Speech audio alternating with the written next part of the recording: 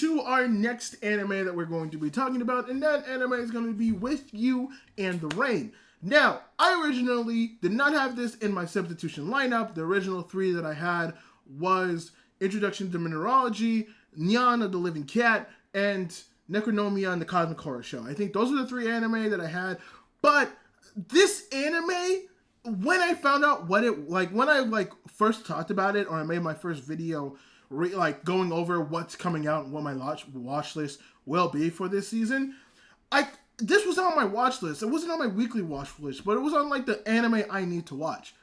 And brother, I don't know. It was the one time I didn't I say that this isn't my gut. This was my gut choice.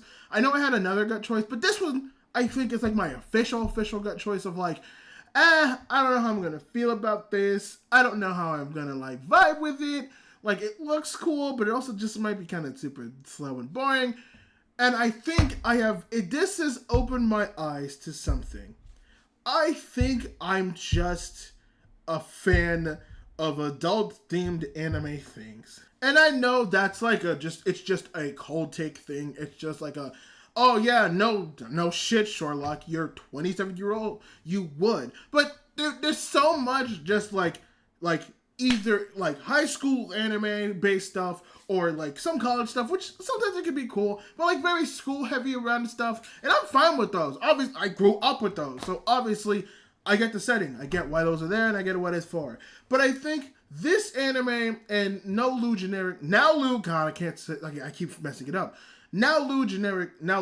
generic romance kind of put my eyes to, oh yeah, man, I really like stuff like romances and slices of life that's way more themed around actual like adults.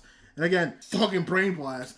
But it's just something I haven't really seeked out. It's just kind of and it's something I never think about either. It's the first time I've really thought about it, of how much in terms of high school and college school stuff I've consumed, in the sense of oh, this story sounds cool. Like Jujutsu Kaisen, you never really put one to one that, they go to a high school. It's just, hey, this premise sounds cool, these characters are awesome, the animation looks cool, let's go.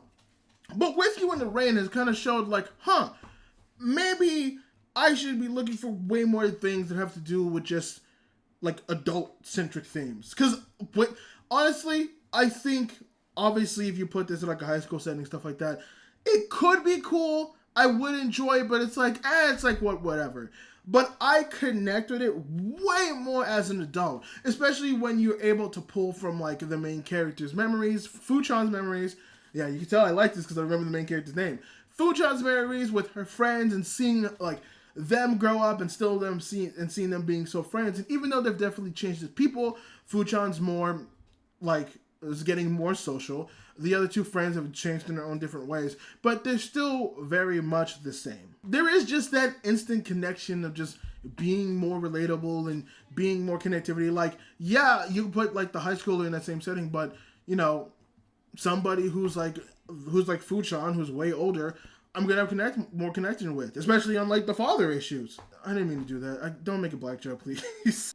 But even on top of the whole, she's an adult, there's a lot more relatable there in terms of, an adult watching another adult anime.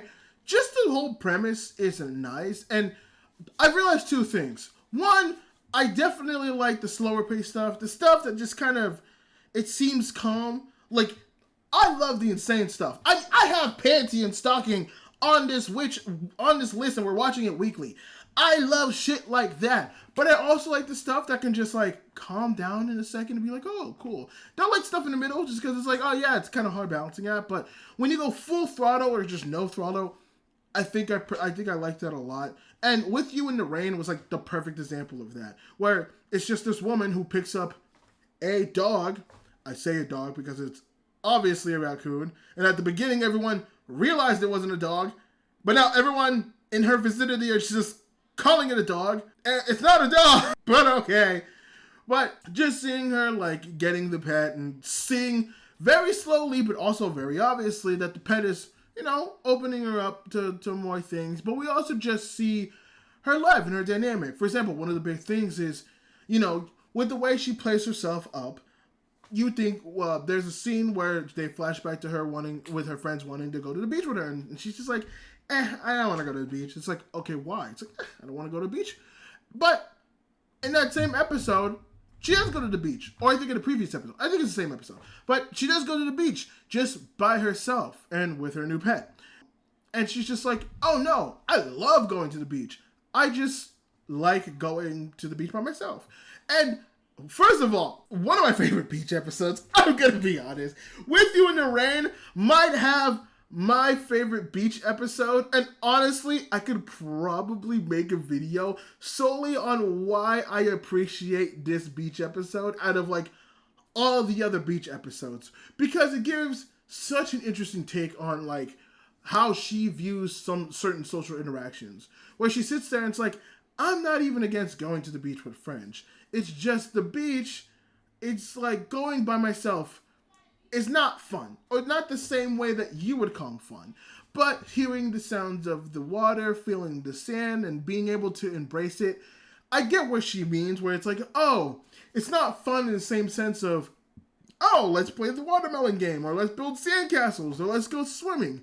I can just bask in the beauty of something by myself with quietness, and like I can kind of just observe the little things that the beach gives me. And that's where I think the connection of just adult stuff comes in. And I probably also could have gotten this if it was a high school anime as well. But I think I got this more with her because I think just when I got older, I have like the same type of feeling, but when I'm out in the wilderness, like when I'm able to go out and I'm able to actually bask in like the trees and the sun. Oh, I'm not gonna lie. And sometimes I would love to go. I go camping with people, but also I don't try to go camping by myself because while I like the outdoors, I do not trust them like that. But you know, give me that 6 a.m. wake up. I can make myself some coffee with a nice little French press. And I say French press because they do it in the anime as well. But no, I've just learned what a French press is, and it's probably been my best form of making coffee. But do that, get a little French press, maybe put on a little bit of jazz pop that I've been, like, I found recently, like, with the Badi Badoobi and, like, La Fay and stuff like that. And just give me that. Give me something that I could just calmly vibe to, and maybe I could hear the birds and stuff like that. And it's just peace, man. And, like, I get where she's coming from when it comes with that. But obviously, we have to talk about the big star of this show, which is the raccoon, tanuki, dog thing. I'm still debating whether it's a tanuki or a dog. The only reason I don't call it a tanuki is because I saw it remove the leaf and her grab the leaf and give it back to the thing. So I'm leaning on raccoon that's trying to inspire it to be a tanuki. That feels the right thing. But honestly, I fucking love this little raccoon dog. Dude, it is so adorable with the way that it acts. It's able to write. It's like, it's obviously smart enough to understand human speech, and it's able to write, and it's able to do stuff like that. And like, part of me feels like there's something behind it.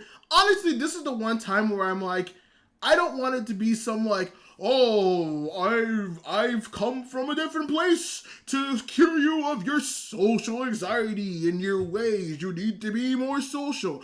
I kind of want that because sometimes things are just better left unexplained.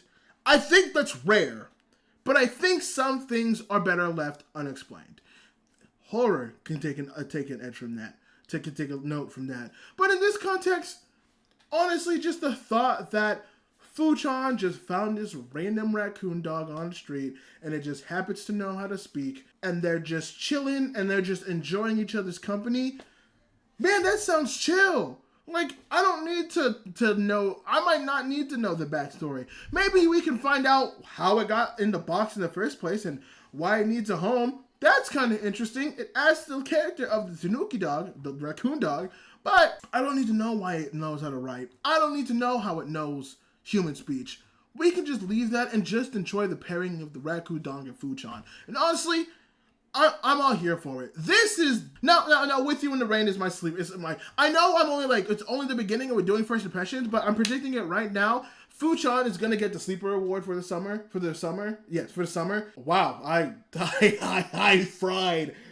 Give me a second. I just fried. Oh, With You in the Rain is definitely going to be, or I'm predicting is going to be my sleeper hit for the summer. Now, there are still things that are competing with it because there are some things that I'm enjoying. But honest to God, this is really good, and I'm really liking it. and I'm really appreciating it and what it's doing. It's giving me that this is the first time I have like a run through of like where certain anime go. Like if you've noticed right now, I've gone back and forth from like shonen, not shonen, shonen, not shonen, and like still continuing that pattern right now. And so like my whole watch history is like, yeah, I have certain anime, city animation is put in the middle to break it up, and then I end every watch session with You in the Rain because it's just such a nice, pleasant end. And I haven't even brought this up. The opening and the ending, boy, oh, it's so good. I'm gonna say this right now. With You in the Rain might have top 5 for me this year. And that's insane because we got stuff like Dandadan, we got stuff like Solo Leveling, we got stuff like the Sakamoto Days opening, both of them, which is fire, by the way. I didn't mention that before, but Sakamoto Days opening is also fire. And we also have fucking other sleeper hits now like Nolu generic anime, and wow, what's the anime called? And Windbreakers as well, that also has like a really banger one. And I'm saying that With You in the Rain has got a top 5 opening of the year so far. Now, obviously, we still got a whole list, and there's still the Demon Slayer movie that's coming out. We still got some, fall's usually the season where a lot of other big hitters come out, so I wouldn't be surprised if something comes out there. But brother, With You in the Rain, it's beautiful. It's nicely illustrated. The music is just shit that vibes with me. Telling you right now, I know for a fact it's at least making the top 10. I can guarantee you that. Top 5? We'll have to see. Because there's a lot of good shit that came out this year. And unfortunately, Sakamoto Days is cheating because it might take 2 spots. But, let me tell you right now, such a good opening. Such a good ending, too. Both of them are styled good. Both of them sound good. Both of them are great, and I love it.